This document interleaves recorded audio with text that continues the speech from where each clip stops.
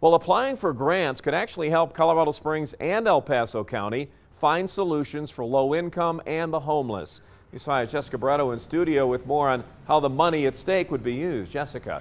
For the county, it's about $1 million, and for the city, it's about $2.8 million. The grant comes from the U.S. Department of Housing and Urban Development. Agencies will use it to help low-income and homeless residents and keep track of what's working.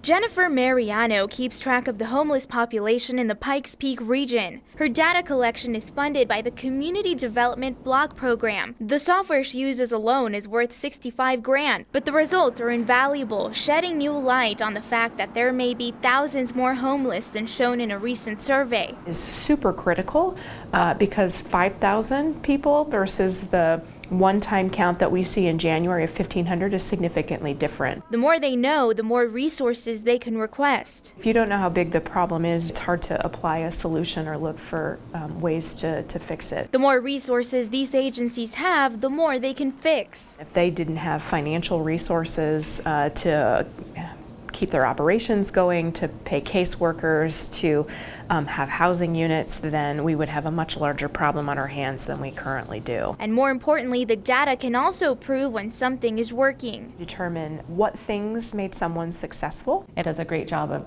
of telling results, and that's what you want to show, that we are being effective, efficient with federal tax dollars and really helping the community. The county says the growing population has increased the need for things like permanent supportive housing. This provides a home for folks at risk of homelessness while also providing them the mental health and career resources they need to stay off the streets. Always watching out for you, El Paso County, Jessica Barretto, News 5.